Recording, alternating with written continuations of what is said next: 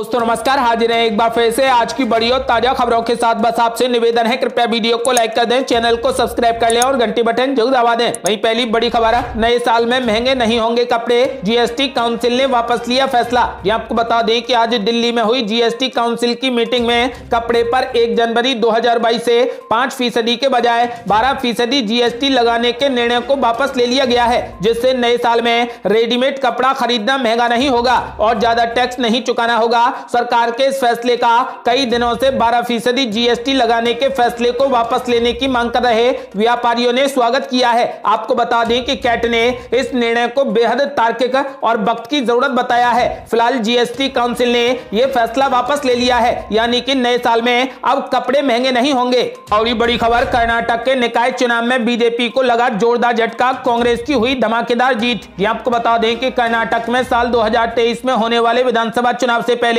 BJP को जोरदार झटका लगा है। कांग्रेस को स्थानीय निकाय चुनाव में बड़ी जीत मिली है। 20 जिलों के 58 शहरी स्थानीय निकायों के लिए चुनाव हुए थे। राज्य निर्वाचन आयोग ने बताया कि इन चुनावों में कुल 1184 वार्ड के लिए चुनाव हुए, जिनमें से कांग्रेस ने 501 में जीत दर्ज की है, जबकि भाजपा को 433 सीटें मिली हैं। जस एस के खाते में सिर्फ 45 सीटें आई हैं। आयोग के अनुसार बाकी 205 सीटों पर निर्दलीय और छोटी पार्टियों को जीत मिली है। इस चुनाव को प्रदेश के मुख्यमंत्री बसवराज बोम्मई के लिए एक झटके के तौर पर देखा जा रहा है। कांग्रेस ने 20 शहरी स्थानीय निकायों में बहुमत हासिल किया है। इसके अलावा भाजपा को 15 पर जीत मिली, जस एस को 1 सीट पर बहुमत मिला। बाकी यूएलबी के मिले जुले नतीजे रहे हैं और कोई भी पार्टी बहुमत हासिल करने में सक्षम नहीं रही। आपको बता दें कि कुल 1184 वार्डों के लिए मतदान हुआ था, जिसमें से कांग्रेस को 501 और भाजपा को 433 सीटें मिली हैं। आपको बता दें कि कर्नाटक में यह भाजपा को बड़े झटके के तौर पर देखा जा रहा है। और ये बड़ी खबर, नए साल में बदलेगी आम आदमी पार्टी की किस्मत, 5 राज्यों के विधानसभा चुनाव में जीत की ताल ठोक रही पार्टी। ये आपको बता दें कि नए साल यानी 2022 में आम आदमी पार्टी अपने सपनों को हकीकत में बदल सकती है। आम आदमी पार्टी की नजर 2022 में होने वाले 5 राज्यों के विधानसभा चुनावों पर टिकी है। ये वो चुनाव है जहां पर आम आदमी पार्टी को दिल्ली के बाहर सरकार बनाने का मौका मिल सकता है। साल 2022 में पंजाब, गोवा, उत्तराखंड, उत्तर प्रदेश और गुजरात में चुनाव होने हैं। आज तक कोई भी क्षेत्रीय पार्टी अपने राज्य के बाहर जीत का झंडा नहीं गाड़ सकी है। अगर वो ऐसा करती है तो वो टीएमसी, बीजेडी, टीडीपी, टीआरएस या फिर वाईएसआर कांग्रेस को भी पीछे छोड़ देगी। आम आदमी पार्टी का चुनाव प्रचार करने का तरीका वही पुराना है। पार्टी अपने संयोजक अरविंद केजरीवाल के नेतृत्व में चुनाव प्रचार कर रही है। पार्टी ने अब तक हर जगह विकास के लिए दिल्ली मॉडल लाने का वादा किया है। इसके तहत पार्टी स्वास्थ्य, शिक्षा, पानी, बिजली और 18 वर्ष से अधिक आयु के सभी लोगों के लिए मासिक भत्ता के साथ महिलाओं तक पहुंचने पर जोर दे रही है। आम आदमी पार्टी ने युवाओं के लिए रोजगार सृजित करने और बेरोजगारी भत्ता देने का भी वादा किया है। आपको बता दें कि उत्तर प्रदेश में अभियान का नेतृत्व उप मुख्यमंत्री मनीष सिसोदिया और आम आदमी पार्टी के राज्यसभा सदस्य और यूपी प्रभारी संजय सिंह कर रहे हैं। और ये बड़ी खबर, विपक्ष को फंसाने के लिए बीजेपी ने यूपी में बनाया बड़ा चक्रव्यूह, इस रणनीति से जनता के दिल तक पहुंचने की तैयारी। ये आपको बता दें कि उत्तर प्रदेश में विधानसभा चुनाव लोकसभा के बाद सबसे अहम चुनाव है, इसलिए बीजेपी ने यहां अपनी पूरी ताकत झोंक दी है। साथ ही उसका चुनावी चक्रव्यूह भी तैयार है, जिसमें प्रधानमंत्री नरेंद्र मोदी से लेकर मुख्यमंत्री योगी आदित्यनाथ और केंद्रीय गृह मंत्री अमित शाह तक की मोर्चेबंदी तय हो गई है।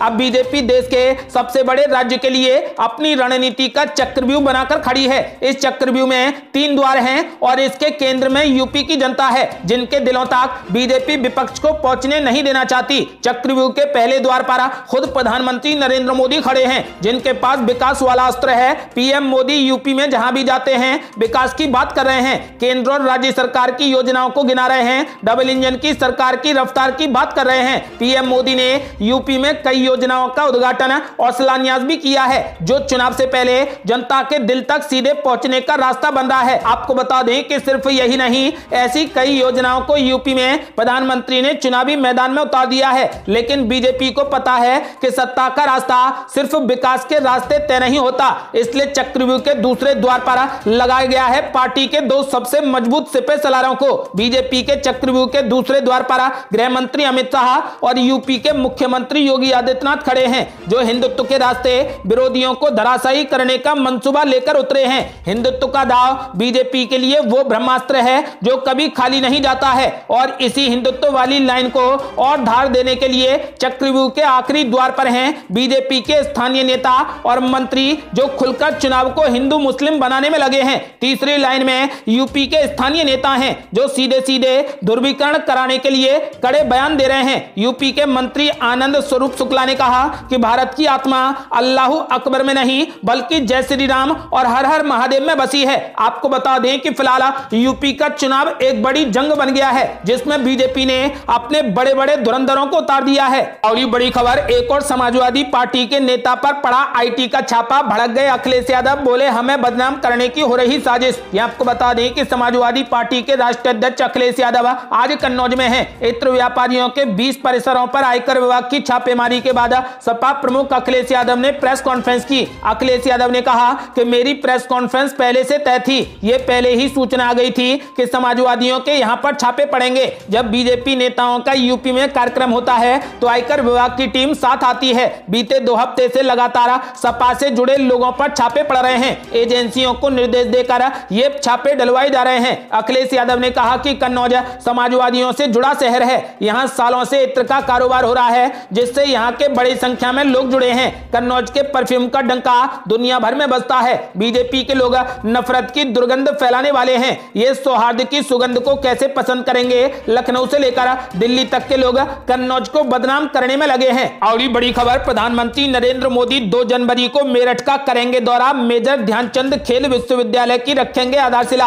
ये आपको बता दें कि प्रधानमंत्री नरेंद्र मोदी 2 जनवरी को उत्तर प्रदेश के मेरठ जिले का दौरा करेंगे और वहां पर मेजर ध्यानचंद खेल विश्वविद्यालय की आधारशिला रखेंगे। आपको बता दें कि यह विश्वविद्यालय एशिया का सबसे बड़ा विश्वविद्यालय होगा। प्रधानमंत्री कार्यालय ने इस बात की जानकारी दी। पीएमओ ने कहा कि यह खेल विश्वविद्यालय मेरठ के सरदना शहर के सालावा और कैली गांव में 700 करोड़ रुपए की लागत से निर्मित किया जाएगा। प्रधानमंत्री कार्यालय ने कहा कि प्रधानमंत्री मोदी देश में खेलों की संस्कृति को बढ़ावा देने और खेल संसाधनों को विश्व स्तरीय बनाने की दिशा में लगातार काम कर रहे हैं। मेरठ में खेल विश्वविद्यालय की स्थापना का कदम उनके इसी दृष्टिकोण के तहत उठाया जा रहा है। इस खेल विश्वविद्यालय में synthetic hockey, football, basketball, volleyball, handball और कबड्डी के मैदानों के साथ ही आधुनिक उपकरण और उच्च स्तरीय खेल संसाधन होंगे। आपको बता दें कि साथ ही इसमें लॉन टेनिस कोर्ट, जिम और दौड़ के लिए सिंथेटिक स्टेडियम, स्विमिंग पूल सहित अन्य सुविधाएं भी होंगी। आपको बता दें कि इस विश्वविद्यालय की आधारशिला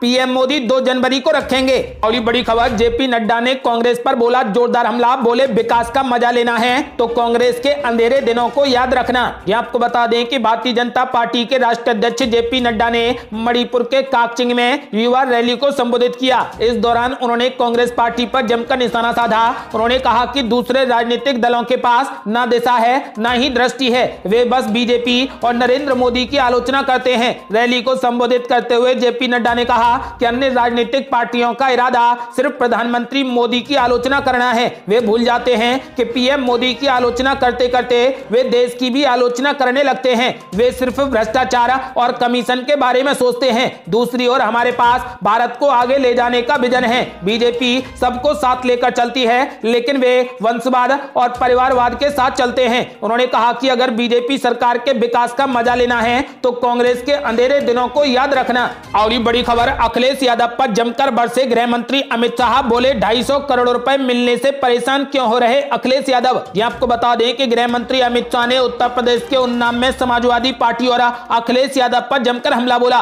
उन्होंने कहा कि जब राम जन्मभूमि आंदोलन के लिए लाल कृष्ण आडवाणी ने रथ यात्रा निकाली थी तो समाजवादी पार्टी ने लोगों पर गोलियां चलवा दी थी। अखिलेश यादव कितनी ही कोशिश कर लें लेकिन कुछ ही महीनों में भव्य राम मंदिर बनकर रहेगा। अमित शाह ने जनता को संबोधित करते हुए कहा कि आपके पास 2 विकल्प हैं। पहला विकल्प बीजेपी है जो समाज के हर वर्ग के विकास के लिए काम करती है और दूसरा विकल्प बुआ और बबुआ की सपा बसपा सरकार है। जब समाजवादी पार्टी आती है तो एक जाति विकास करती है, जब बसपा आती है तो दूसरी जाति विकास करती है। बीजेपी सबका साथ, सबका विकास और सबका विश्वास के सिद्धांत पर काम करती है। सपा प्रमुख पर हमला बोलते हुए गृह मंत्री अमित शाह ने कहा कि एक इत्र कारोबारी के यहां से 250 करोड़ रुपए मिलने से अखिलेश यादव काफी परेशान हैं। ये उनको क्यों परेशान कर रहा है? अगर पैसा उनका नहीं है, टैक्स चोरी बर्दाश्त नहीं की जाएगी। और ये बड़ी खबर, चुनाव आयोग का बड़ा फैसला, नहीं टाले जाएंगे यूपी विधानसभा के चुनाव। ये आपको बता दें कि उत्तर प्रदेश विधानसभा चुनाव अब समय पर ही होंगे।